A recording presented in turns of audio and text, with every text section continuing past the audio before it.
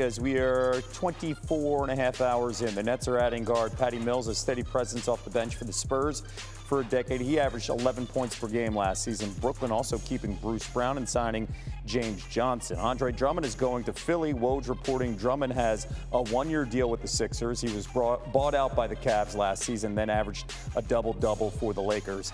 Now, this might have been almost 3 years ago, but Twitter has the receipts. Now his current teammate, Joel Embiid, tweeted at Andre Drummond that he owned real estate in his head. But again, that was back in 2018. It's going to be an interesting dynamic and one that Philly sports radio will enjoy dissecting this summer. As for the team, Drummond is leaving the Lakers. Ready for this? Yesterday, they had 5 players on the roster, now 13. Talen Horton-Tucker re-signing on a 3-year, $32 million contract. The 20-year-old averaged 9 points last season and a 2-year deal with former Heat guard Kendrick Nunn. Woj reporting he turned down more money for a title run with the Lakers. And, of course, earlier as we reported, they added Carmelo Anthony, giving them 2 of the top 10 scorers in NBA history, but when you make that list, it means a lot of wear and tear and a lot of birthdays. According to Elias Sports Bureau, the Lakers have never rostered 4 35-year-old players at the same time. As it stands now, they have 5, and 8 over the age of 32 as well. Horton-Tucker and Nunn helping to bring down the average. Holy cow. NBA front office insider Bobby Marks joining us now. What stands out to how the Lakers are adding this type of depth here on a potential championship run in the offseason? Yeah, I think it's 2 things. I think they check the boxes for regular season depth and also for playoff depth. And when you added the 8 players to what was already here with 5, players here with certainly with Russell and LeBron and AD here. Today was about the youth movement, right? Yesterday was about, players like Trevor Ariza, Dwight Howard, Wayne Ellington.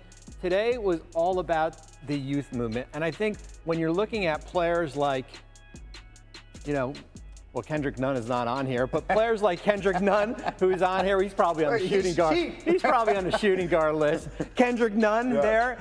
We had him projected at $11 million. As Woj just said, he turned down more money to come to the Lakers, signed for $5 million.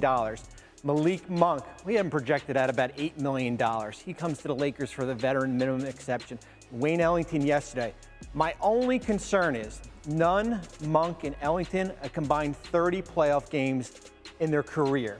So a little bit of a lack of playoff experience there, but they've got some depth now. Now it's all about keeping the big 3 healthy. Right now, the roster has 5 future Hall of Famers when you look at it, when you talk about Dwight Howard being added to Carmelo Anthony and this group right here at the top. Meanwhile, another big deal in the NBA today. DeMar DeRozan to the Bulls, sign and trade. Woj is reporting he'll sign a 3-year, $85 million contract. The Spurs will get the expiring contracts of Thaddeus Young and Al-Farouq Aminu, a first-round pick in 2 seconds. A lot is moving on in the East here. Sixers have not moved a lot. The Nets have just kind of quietly adjusted. But yesterday the conversation is the Heat making moves. How do they stack up against the Bucks and the Nets? Now, when you look at the moves the Bulls have made in the last 24 hours, how do they stack up to these teams in the East? I'm not ready to put them up there with the big boys yet. Yeah. I still think they're kind of that tier 2 team, maybe with a team like New York. Atlanta in that group there, probably in that 4 to 6 range here. It's interesting with DeRozan. We talked about him yesterday. Maybe he would go to Miami for the mid-level exception, $9.5 million. 3 years, $85 million, fully guaranteed. And what they were able to do, it's a sign and trade with San Antonio. Players like Al-Farouq Aminu, Thaddeus Young, that works. You send DeRozan back into there, and that's your roster there. Now there's work to be done. 8 players under contract. They've got 6 roster spots. The big question is, can they bring Lauri Markkanen back, who's a restricted free agent? But you've got to like a starting lineup with, certainly with Lonzo, not LaMelo, Lonzo, DeRozan, Zach LaVine. Remember we talked about renegotiation. Will it make Zach LaVine happy? I think it will, and certainly Nikola Vucevic. So they've done a really nice job over the last couple days here. But as I said, there's still some work to be done. And let's not forget the Spurs are going to get a first-round pick and 2 second-round picks. But Vucevic was the shocker that we saw at the trade deadline. We thought the Bulls were sellers. It's a completely different attitude and mindset now that they brought in Vucevic during the season, adding some other big key names here. We'll see how this plays out for Billy Donovan as the East gets better and better.